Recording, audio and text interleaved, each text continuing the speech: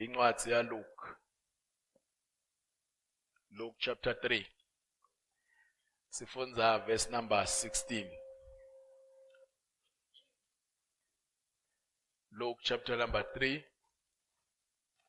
verse number 16. Singafunza umsho leselikhona. John answered their questions by saying, I baptize you with water, but someone is coming soon who is greater than I am, so much greater that I'm not even worthy to be his slave and untie the straps of his sandals. He will baptize you with the Holy Spirit and with fire. He will baptize you with the Holy Spirit and with fire. Hallelujah. Uyawubhaphatisa ngamoya oyingcwele nangani bazalwane? Nangemlilo. Sikhuluma indzaba lenkulu kulamalanga.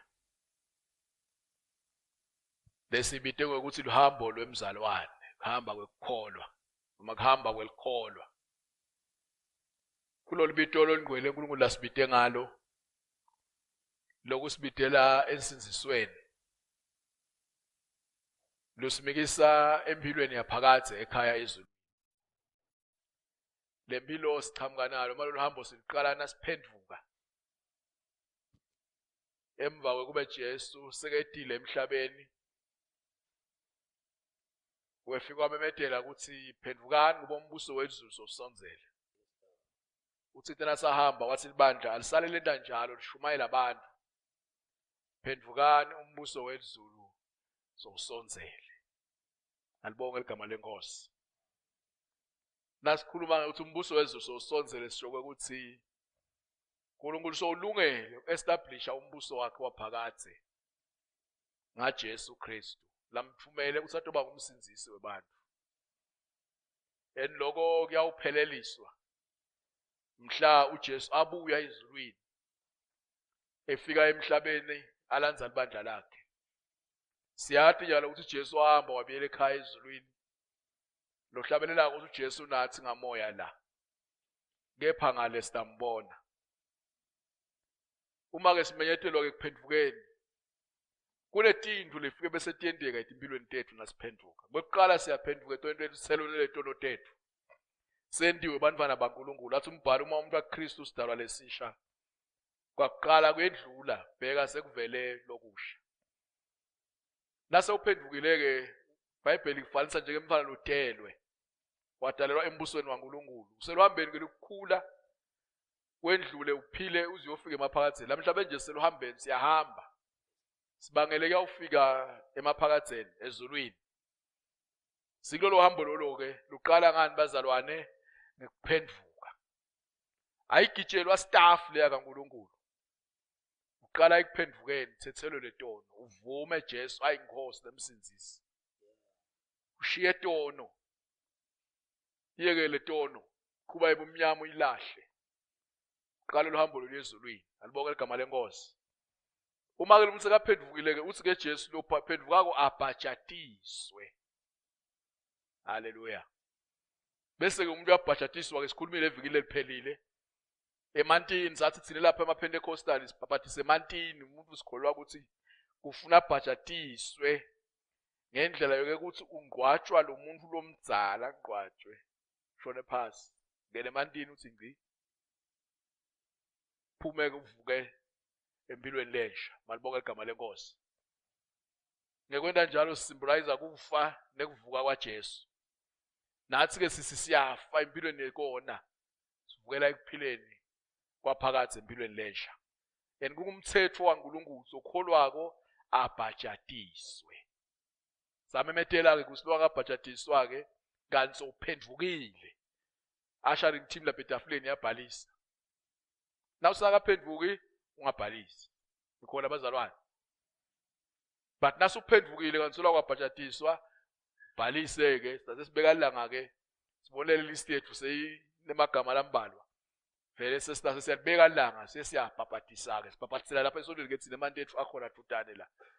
Asihlupheke. Alibonga igama lenkosi. Sase sithi ke nase ubhajatisiwe. Kunalomunye umbhabhatiso lekufuna umhana kaNkulunkulu endlulekile. Ngekukhetha kwakhe Jesu ngeke umbeke elicala. Uye ababhabhatise bazalwane bangakangene emantini. But lokuvamisile lesinye isikhathi ukuthi nase kukhuluye ngayo lenzaba imbhabhatiso yesibili bese uNkulunkulu uyayenda. Umuntu nakabhajatiswa ubhajatiswa ngithi la egameni la Jesu. But lo mbhabhatiso wesibili ubhajatiswa nguJesu luqobo lwakhe. Nikhona abazalwane. Lapho ubhajatiswa ngamoya longcwele. Uba baptized in the power of the Holy Spirit. Hallelujah. Kudam la moya longcwele asekumikisa khona. But uNkulunkulu ezulwini sile siyathalaza. Athi lohlabelako leso sipho bamoya longcwele usipho siyatholwa ngokwethemba ligama lakhe. Ngicela ke uNkulunkulu ke bantu bakhe bese uyababhabhatisa ngamoya longcwele. Alibonga igama lenkosi. Lo moya longcwele nakakhuluma ngayo lo uthi khona niyawumukeliswe amandla moya longcwele nasefikile kini. Nibe bufakazi. Ufuna umzalwane ngemzalwane endesiqiniseko. One uphendukile etonweni wathi shiya ngoba nasuphendukile etonweni akubuyeli bazalwane. Ngoba Paul manje sesifile malana nesono. Bese uyabhajatiswa emantini. Sewuyabhajatiswa ke kumoya lo ngcwele. But uNkulunkulu ngekhetha yakho uyabhabhatisa usuphendukile nje ngamoya lo ngcwele. Ungeke uNkulunkulu umbeke licala. Alibonga igama lenkosi. Silo mshikashika ke silibandla ukuthi ake sikhumbutane ngalolu hambo lolungcwele. Lokuthi umzalwane ngemzalwane akayente isiqiniseko ukuthi lethi igaba tonke lethi uteqile mawufinyelele kito. Enlokuhla ngale mibhabhatiso ayithengiswa. Awukhiphi nje imali nami ngicela ngibhabhatise. Uphendvuka nje unikele impilo yakho kuJesu. Bese tiyendiwa leti inkonzo. Hallelujah. Kumgqoka ke kumzalwane ende siqiniseko ukuthi ubhajatisiwe emantini. Nasuphendvukile nje tonke wathi shiya. Bhalisa lapha ngaphandle ushering team utobhajatiswa. Hallelujah. Bese ke uNkulunkulu usibhabhatisa ngamoya longcwele. Hallelujah. Lasifunza khona ke iBhayibheli lithi ngako Johane wabatshela bonke wathi nginibhabhatisa ngemanti kodwa kukhona lomkhulu kunami lotako lengakafanele ngisho nekuthula imichilo ecathulo enyaweni takhe utanibhabhatisa ngamoya longcwele nangani bazalwane nangemlilo. Hallelujah. Thina uNkulunkulu sinikile sikubhabhatise emantini. But lenzaba yamoya longcwele ubhajatiswa uNkulunkulu luqobo lwakhe. Ikhona abazalwane. Ungamjoja gama uthi awusengiphendukile uba phela nami ngengithatha indlela takho. Ntotshela lomunye sikubhabhatise. But uNkulunkulu wathathela yena leyo moya longcwele angifuni ke badoje abantu la. Nakweka shows ngomlengenda lomsebenzi. Thina lesikwendako siyathandaza simcele uNkulunkulu. Sabhabhatise ibandla ngamoya lo ngcwele. Njobe sibuya kuprayer njengelesibili sizabe sithandaza kuma prayer items lamanye moya kaNkulunkulu sibhabhatise. Hallelujah. Ngamoya lo ngcwele, moya lo ngcwele. Ngoba lesibhajatisiwe phela sesiphendukile. Lekuthanza ngamoya lo ngcwele akamanje asukele nje umuntu. But uyakubantu lasebathinikele baphenduka bathinikela kuye. Alibonga igama lenkosi. Ngibani moya lo ngcwele? Ngilomunye webuthathu baNkulunkulu. KunaNkulunkulu oyise, uNkulunkulu indvodzana, naNkulunkulu moya lo njani bazalwane? Wakwenta amabomu uNkulunkulu lathi singambeka khona liqala ukuthi yini lento ungasina uphenduka nje yenteke yonke la ngalinye bathi uNkulunkulu wakwenza amabomu ngamabomu akhe empeleni le mbhabhatiso wemanti bekufanele nje umuntu nakabhajatiswa njengana indoda leyihamba na Philip sayikhumbula incwadi sezenzo pastor ayikhuluma nayo yathi sekuphendukile kwalani ngibhajatiswe yabhajatiswa ngaleso sikhathi bathi kethi wekhansi siyamelana simane sibe lithantana bese ke umuntu ophendukile nasu uphendukile nje etonweni uyabhajatiswa emantini bese uNkulunkulu ukubhabhatisa ngamoya lo alibonga igama lenkosi wonke umzalwane lo khona uyamdzinga moya lo ngcwele haleluya uyamdzinga abantu bazalwane uyamdzinga moya lo ngcwele ngoba Jesu uthi teni yamukeliswe amandla moya lo ngcwele nasefikile kini na uhamba moya lo ngcwele ungakabhajatiswa ngaye uyashoda kwapheleli uyamdzinga moya lo ngcwele ngiko ke lo mnye wahlabeleli wathi Nkosi siyaqela moya lo ngcwele usizamazisa ngoba asibona sidzingo samoya lo ngcwele ngoba akethi mahala moya lo ngcwele utane maphasela ikho labazalwane izotshelela simen awubhashwe umoya lo ngcwele kuphele but utalayisha maphasela nangaphola wabita lapha baseGalatia athi dipho tamoya uthi kanti sowubhajatisiwe ngamoya lo ngcwele phinza ukuthi fu ngesipho sakho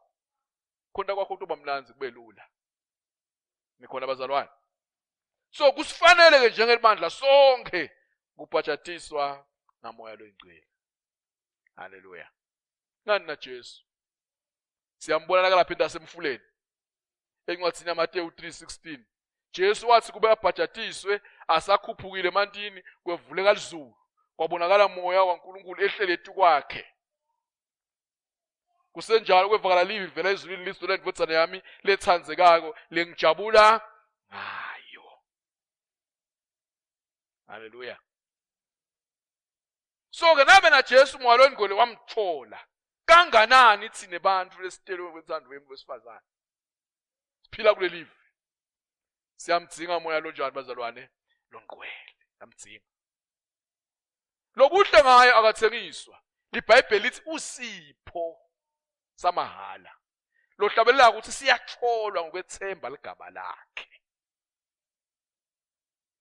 haleluya malo ngcwele siyamdzinga kuningi lesekukhulunyiwe ngaye manje liqinisa lithi malo ngcwele sibena njani bazalwane siyamdzinga mutsala khona akefiki nagama abevela khona kwasekuqaleni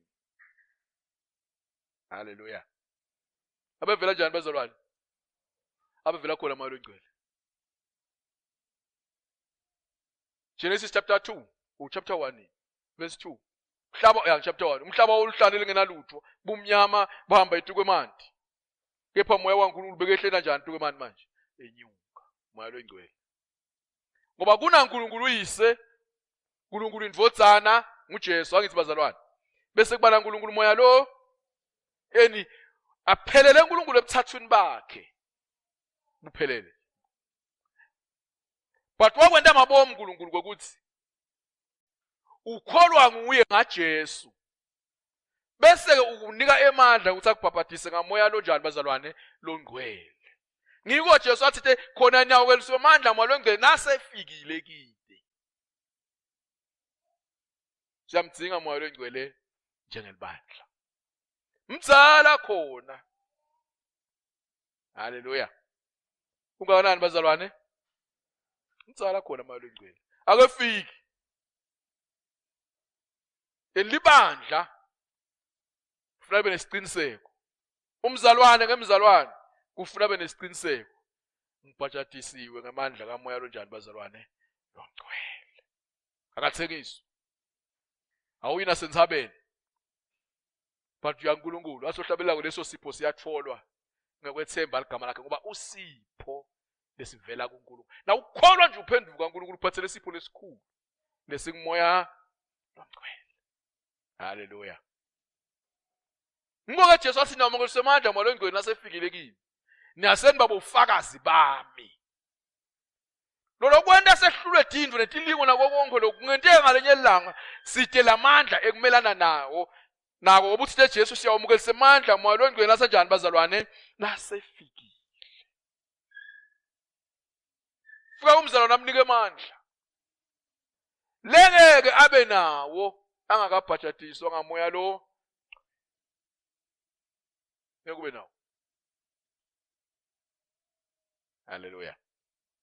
So njengemzalwane lokhona la moya longcwele simena njani bazalwane? Siyamthiya.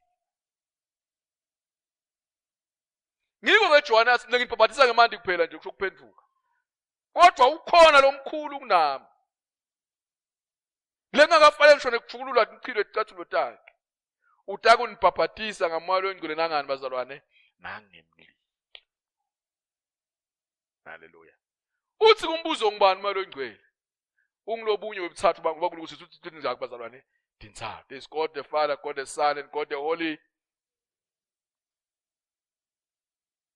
Nkulunkulu yamemeda, phendukani, nikholwe nguJesu. Nisinziswe ngabani manje? NgaJesu. Bese niphiwe amandla kamoya lo oyimnanzi lento kaNkulunkulu. Nansi. Kaze uNkulunkulu sokuphendukile saluhamba nje ngamandla akho. Ngoba uyathi uNkulunkulu uyatima la emhlabeni la kunesitha uSathane, kunamadimoni, la emhlabeni kunemimoya. Lelwa nempilo debantu. Mimoya. Lengeke uyikhona ngesikhwepha takho, idzinge amandla kamoya longcwele. Hallelujah. Idzinge amandla kamoya longcwele. Ngaphandle kwakhe kunetinto letakushikilisa. Ukwehlula. So wakubona ke uNkulunkulu ukuthi akasinike ingcenye yakhe lengumoya longcwele. Itohlala nathi, itosisita kulolu hambo lokukholwa namhlabeni. Sikhone kuphila. Ngale kwaloko lembi ebumnyama lesibhekele nayo imimoya ebumnyama le. Inkulu kakhulu ke sikhona ngesikhwepha tethu. Sitsinge amandla latholakala kumoya lo njani bazalwane longcwele. Hallelujah.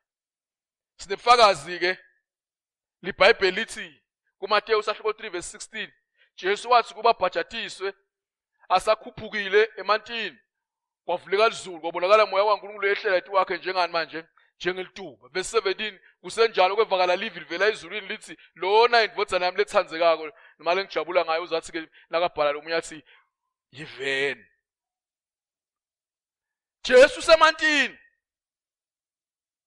uNkulunkulu indvodzana kuvuleka izulu kuvakala livi kukhuluma uNkulunkulu ini manje uyise wehla lituba. Lithi iBhayibheli moya longcwele wehla anjengelituba wehlele tuka Jesu. Livi lase liyakhuluma lona indvodzana yami. Lizulu laphelela wakhuluma uNkulunkulu wehla moya longcwele indvodzana ikhuphuke emantini. Kwathiwa siyende njani ke bazalwane? Asife. Umzalwane ngemzalwane akukeneli kwathi ukuthi kunamoya longcwele, kufuna experience kugcwaliswa ngamoya longcwele. Hallelujah. Nasuphendukile nje uthi kana kakhuluma Jesu uthi nangabe thina lababi siyakhona abantu babethu kubapha labaqela kithi, kanganani uNkulunkulu akawubapha yini labaqela kuye moya lo ngcwele. Kulamalanga kunemimoya eminingi lephumela emhlabeni. Le uma ude moya longcwele ungeke ukhona ukwehlukana ukuthi lo moya lona usasiwa. Uthi kamoya longcwele tokusita. Alibonga igama lenkosi. Uthi kamoya lo njani bazalwane? Longcwele tokusita. Yena umzalwane nanga experience lenza balena emoya longcwele usashona. Hallelujah. Langabe Jesu wamdzinga kanganani thina bantu benyama. Langabe Jesu bakayindvodzana kaNkulunkulu nakaphuma nje manje nakubhajatisweni moya longcwele wehlele tukwakhe. Atokhona kwenta inkonzo Jesu. Ngoba phela uthitheni niyawumukeliswa amandla angithi bazalwane. Kanganani thine sehluleka kwenta tinto taNkulunkulu nekumkhonda nje uNkulunkulu kungenteka sishoda ngemandla. Lamandla atholakala kumoya lonjani bazalwane longcwele. Hallelujah. Uthi ke Jesu angakahamba wabuyela emhlabeni Acts 1 verse 8. Kodwa nina ndawugcwaliswa ngemandla. Nasefikile kini umoya ongcwele. Niyaoba bofakazi bami eJerusalema naseJudiya lami naseSamaria lo kuze bese igcineni kwemhlaba. Uyambona umoya ongcwele usumdzingelana. Unikana yini bazalwane? Emandla. Ukhona umoya ongcwele, umoya kaNkulunkulu. iBhayibheli imbeka amagama ahlukene lithi umoya kaNkulunkulu. Umoya weqiniso, umoya wemandla. uNkulunkulu ready kunika abazalwane labamfuna. Haleluya. Batho banani bazalwane? Amandla. Singamoya ongcwele. Ngaphandle kwakhe asikapheleli. Sivalele umnyango maja. Ngaphandle komoya ongcwele asikeni njani bazalwane? Asikapheleli. Luthi ke lolu hambo lokukholwa uqala ekuphendukeni. Bese uyabhajatiswa emantini. Bese ke uNkulunkulu ukubhabhatisa ngamoya ongcwele. Alibonga igama lenkosi. Ngiko nje prayer items zethu bosibile emthandazweni lenye yayo uyawuthi bozi nathi sigcwalise ngoba sonke siyamdzinga umoya ongcwele. Alibonga igama lenkosi. Simela njani bazalwane? Enina siqiniseko umoya ongcwele unaye. Umoya ongcwele unaye. Haleluya. Umoya ongcwele unaye. Umoya ongcwele usethembiso saNkulunkulu kulabangcwele bakhe. Usembisile nje. Kuthatha sibantwana bakhe twasinika moya wakhe. Moya ongcwele. Na ufunza Ezekiel chapter 36 verse 27. Uthi ngiyawufaka moya wami kini. Nginende nilandzele timiso tami. Uyayiva lenzaba? Lasa kunika moya wakhe uNkulunkulu uyawukhona kulandzela timiso takhe. Nikaphele kugcina imithetho yakhe. Ngoba unike amandla bese uyakhona kulandzela timiso takhe. Timiso taNkulunkulu, moya ongcwele. So wonke umuntu asaphendukile akabe lesiqiniseko ubhajatisiwe mantini. Nawungakabhajatisi ubone bongasho ubhalise. Bese silibandla siyathandaza sithi Nkosi sigcwalise ngamoya wakho. Sitoba nani bazalwane? Nemandla. Haleluya. Sitoba nemandla. Asikefiki lokunye lekudala moya ongcwele sitakhuluma kanye la ngoba yinze lenzaba. But ekuqaleni sidzinga kumele siqiniseko. Lokusho ngoJohane nginibhabhathisa ngemanti kube kuphenduka but ukhona lomkhulu kunami utanibhabhathisa ngamoya ongcwele nangani manje? Nangemlilo. Usethembiso saNkulunkulu. kuJoel 2 verse 28. Nakukhulunywa ngamalanga egreen. Kuthiwa emva kwaloko ngiyawuthulela moya wami etuka bonke abantu. Emadvodzana nemadvodzakazi enu ayawuprofeta. Emakhehla enu ayawuphupha emaphupho. Nemajaha enu ayawubona imibono. Yebo kulawo malanga ngiyawuthululela moya wami etikwetinceku katidama. Haleluya. Kusho uNkulunkulu. uNkulunkulu uhlethe ezulwini ugethe abantu. Labathi awuhlabela kusho komhlabeleni Nkosi siyacela moya ongcwele. Bese uNkulunkulu menda njani bazalwane? Uyamthululela. Emadvodzana. Shoda ngebaprofeti nje kangaka lapha endlini kaNkulunkulu. Asikagcwaliswa ngamoya ongcwele. Labantu efanele bendele Nkosi zoba bagcwaliswa ngamoya ongcwele. Hayi baprofeti banengi bangahamba bawo emantini baye ebhudlweni babuye nemimoya baprofite. But isikhuluma ngeprofesi. Ngoba kuprofita nakwathi profita bazalwane. Bakakhe bakwathi profita. Oh, so lethu ngose ngikwathi profita bazalwane. Azange senile solweni lakithi. Anikwathi profita. Sina mncina ke siyakwathi. Thuta msibeshe intriba shine wayicabinet ngilosi intombi sethambile. Wena kokwakho ukuflathele. Ufuna inkukhu emhlophe. Thathe lengadi yayo uthi ivuvutele bese lekukhu isala lapha kimi. Ngoba ngeke uyidle phela impilo yakho. Awuqabanga impilo yakho iziphethwe inkukhu.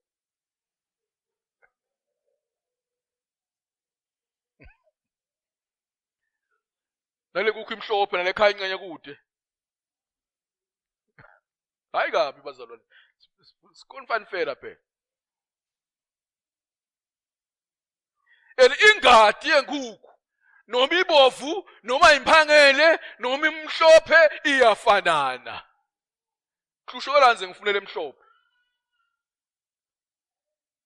Gogo ungifulathele, mkhulu ulambile, vele angadlani mkhulu emathuneni. Ngoba kudla kwale baphilako. Ulambile, vele ufanele kulapha kuphekwa le. Abe ngadlani. Kubholofida ke lokho. But the prophets lesikhuluma ngayo la kuthatha tindzaba kuNkulunkulu utimikise kubantu. Uthatha tindzaba kubantu utimikise kubantu bazalwane. Uthi thus says the Lord. Hayi khuluma ngilozi. Washo uhlelo lomunye mTV.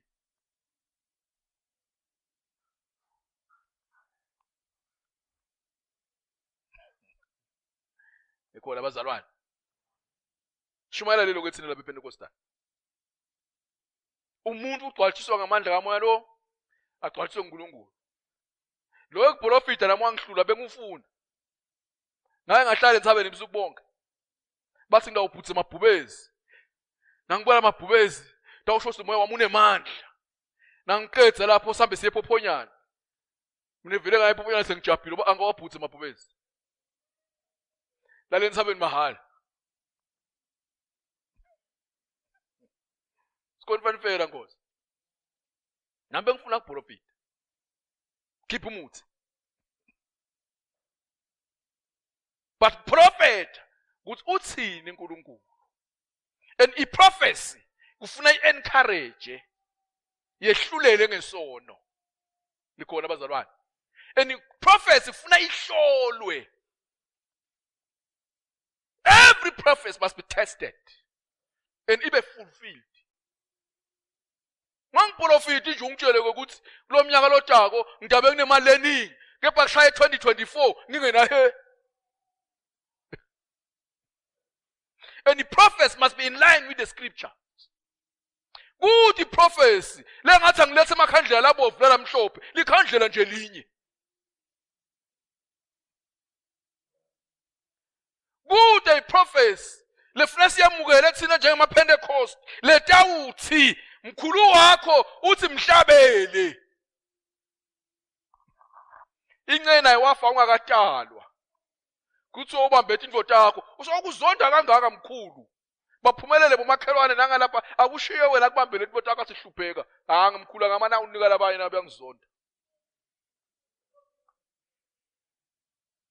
Umoneni.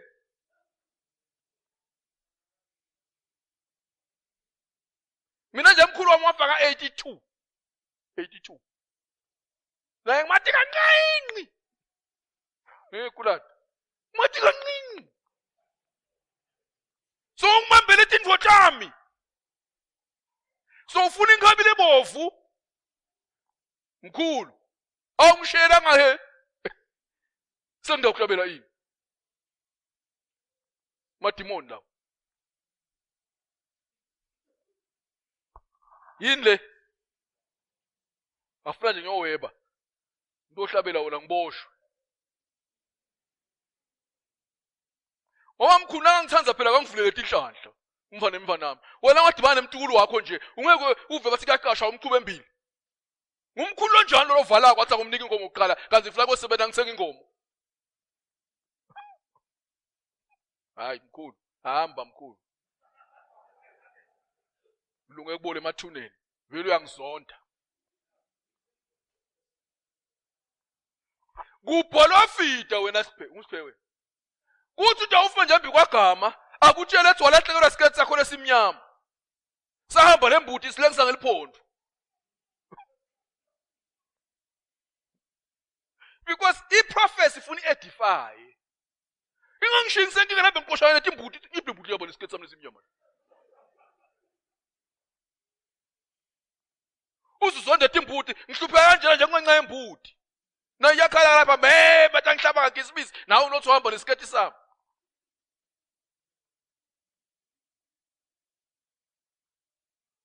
Ngathi ngoba khona bazwana baye basigilele tiku, kwanze batelezile emshengeni bawuprofeti.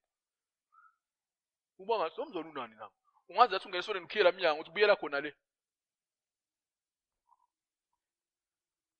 Ngoba iBhayibheli sasibahlole bomoya. Miningi imimoya lela ngaphandle bathandekayo. Uboye ubuthi akuMose nake efika eGibhithe. Utakutshela ngemoya lela ngaphandle. Le yento ungathi yenda kona kanti isource yayo nguSathane. Awuna uhlala busubonke nje mina ngimele sitongitshela ukuthi mina ngwesingakhi le khaya nyatati. Nesitifiketi sami sibhaliwe ethi nginumber 7. So ngabe ngitshele umuntu wathi usho uNkulunkulu lesikhathi sekudlala ekugcina ngitshela ethi angiphenduka ngitshela ethi nginumber bani kanti nguyelwa ngenda ngatalwa.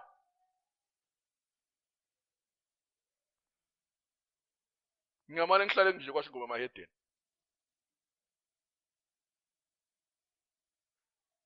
Kunesipho lesivela kuNkulunkulu lasethembise sona lesingimoya lonjani bazalwane longqwele. Haleluya. iBhayibheli lithi umoya wemandla, umoya weqiniso, umoya kaNkulunkulu. Ebese liyachaza lithi umoya lo wavusa Jesu kulabafile. Vuka Jesu bakethi inyawo. Wathi nginikwe amandla ezulwini nasemhlabeni. Avuswa umoya lonjani bazalwane? Umoya longcwele. Uthi ke Jesu ibandla lamdzinga umoya longcwele. Nawufunza John chapter 16 verse number 7. Uthi noko kungifanele ngitshele kungcono ukuthi ngihambe ngoba nangingahambi angeke etekini umeluleki. Kodwa nangihamba ngidamela njani manje ngamthumela. Siyamdzinga umoya longcwele. Ngabe Jesu wamdzinga kanganani thina? Kuleli vele siphila kilo nje. Sitsinga umoya lonjani bazalwane? Longcwele. Sitsinga umoya longcwele. Asidzingi nengelosi. Sitsinga umoya longcwele. Phela mina ngihamba labafana abaprofeta ukuthi ithi ingelosi. Ingelosi. Mase ingelosi takethe suke ezulwini tato soma la emhlabeni. Ngabe ngiphi le? Nayathi elivese ingelosi esuke tato soma la. Anlathi bazalwane. Oh lo walifunda iBhayibheli la. Kulethi ingelosi takethe asuka athunywe ethi efike takhaza intombi la emhlabeni tasoma.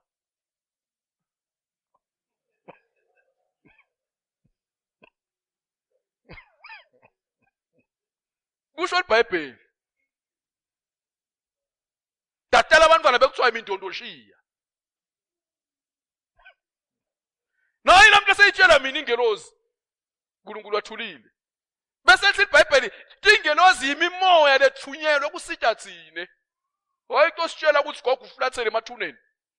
Nakafulathele vele samgoba ufulathele kahambe umbala khumana. Bathi siyamukela amandla moya longcwele sanjani bazalwane? Nasefikile. Imandla lamdzinga uthi ke Jesu kubafunzi bakhe, ngakho ke hambani nihlale eJerusalema nihlale ndzawonye nize nemukeliswe. Moya longcwele. Haleluya. Nasafikile ndasenemukeliswa yini manje? Emandla. Bese sithi iBhayibheli kwathi ngelanga lePentecost bahlangene bonke ndzawonye. Bathi bethukwa kwaqhamuka kujuma umsindo lomkhulu esibhakabhakeni. Lo evakala shangathi kusha komoya lomkhulu wagqwalisa yonke lendlu bebahleti kuyo. Bonke bagqwaliswa ngamoya lonjani bazalwane longcwele. Bobangakhe bathandekayo bonke. Ngoba lo moya longcwele wethu sonke uzathipita lesethembiso senu nebantwa benu. Bonke. Losho sinathi sisonke la singagqwaliswa ngamoya lonjani bazalwane longcwele. Bese lithi umphumela kwaba ukuthi bakhulume ngetilimi. Moya wabaphumisela. Haleluya. Ukhona moya longcwele. Noma singasakhulumi ngaye, singasamnaki, but ukhona moya longcwele. Ukhona. Yena uNkulunkulu uyafuna ukusipha yena. Free of charge. Nazo sibantwana bakhe. Haleluya. Gwale moya. Asa siphona atshela ibandla athi manje, gqwaliswani ngamoya, ningathi akwalwayini uthi gqwaliswani ngani manje? Ngamoya. Gqwaliswa ngamoya. Haleluya. Usipho samahala lesivele ezulwini. Wonke umzalwana akento esiqiniseko. Umemukele moya longcwele umgcwalisiwe ngamoya lo. Nasefikile. Ukunike amandla. Kusangane abantu. Bamangala ungenwe yini? Bake bamangala lapha kuzenze uze siphithela kaphendvula. Ningacabanga ukuthi batsakiwe but lokhu usethembiso. Lesakhulunywa ngumprofeti Joel. Haleluya. sethembiso. uNkulunkulu usithembisile njengebandla lakhe. Kusila kuhambeni kwethu konke asinike lokuyasisita. Athi ngumdududu. Abide ngemagama lamaningi lehlukene. Umoya oNgcwele. Haleluya. Nasathana ukhona nemoya yakhe. Ngiko jwala sasitole ini bazalwane? Sitole bomoya. Bakhona bomoya la ngaphandle. Lababhalako bathi unemoya kaNkulunkulu. Umoya oNgcwele ukhona. uNkulunkulu umthulele emhlabeni. Njengoba ethembisile ngaJoel. Nawe ungamthola. Nasukholiwe uphendvukile etonweni. Bese kuba khona moya wemadimoni. Nikhona bazalwane? Moya wani? Nemoya ngaphandle madimoni. Eniyamangalisa ngoba iBhayibheli lithi ile moya ihlala etinsabeni. Uzathi Jesu nayiphuma la uhambe ehlala ensabeni ihlala ibona inzinza bese iyabuya la. Ifika ihlole ngakhanza ukuthi kushanyelwe utemoya loNgcwele. Ilandzele eminye. Bese kuba worse kuphetha kwakho. Ngiko ke umoya oNgcwele simdzinga. Ngoba minengi imoya lekhona la ngaphandle. Ngikona bazalwane. Minengi kakhulu. Bathi uNkulunkulu ubeke umoya wakhe, umoya weqiniso. Ngoba fanele sifundise ngayo ebandleni. Libandla lingasale bumnyama ngoba iBhayibheli lithi theni? Bantu bami bayabhubha ngenxa yokweswela. Umsola umthinji nasadelezele bamtshela khona inumber plate yakhe, bamtshela iID yakhe ngoba awamtshela ukuthi umoya oNgcwele ngibani, kuprofita yini, nekubhula yini. Ngoba kubhula malume bakabhula, hayi beka shot group malume wathi bangabhuli manje. Beka shot group bengicela ukuthi akuhlabise ebusuku lapha. Yo shot group akitse mahala lapha ngathi into malume bengasebenzi kahle. Kubhula. Na uyabhula, uya uthi ngisaya kubemanga. Lengemuva engqondweni yakho uthwele nangimasuku. Kuze lenyanga ngibone ethi iyashaya, ufuna ngitshele ukuthi masuku yangiloya. Na ifika inyanga lethi vumani bo, uthona siyavuma. Ngibona indvodza lefishane lenemkhaba. Uyavuma. Ngivuma kancane. Vumani bo, ngiyavuma. Ngibona indvodza lefishane lede nesilevu. Ngiyavuma. Ngibona indvodza lenye inhlabela kaPresti ngiyavuma.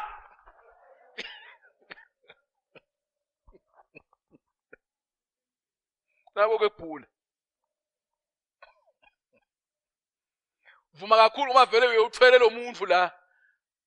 Ngoma swatha ayibona sibeni bemanga lapha. Badadisha nje lengqondo bathi bangathi vumani bo yifishane lendvodza ngiyavuma athi angishaya iceleni.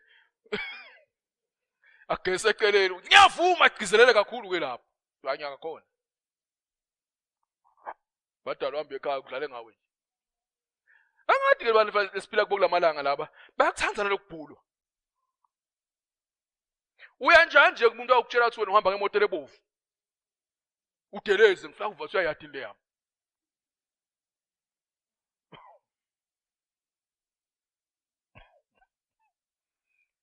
Uya nje kumuntu ayokutshela iID lenga edify lengaphakanyimisa iJesu lengenti lutho iID nje la emhlabeni noma ungafa utayishiya la emhlabeni la. Ugain elide. Ubuye uthi uyashaya, uzuluze ebuthongo, abe moya oNgcwele ahleda akhala laceleni. Leso sipho siyatholwa ngilaba ethemba ligama lakhe. Sika moya oNgcwele. Ngoba umoya banene la ngaphandle. Angenza bona ufuna bawukubhula ukuthi wena umnani kanti vele uyakwadati. Diyele. Ethi wabuyila.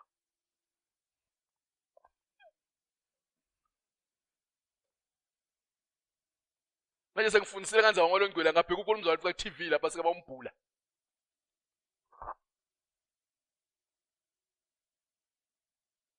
Angikhulumi ngabe ngebantu, ngikhuluma ngelivesi. Mangakhe la batawu yabababhula. Ngamsantandla bazalwane.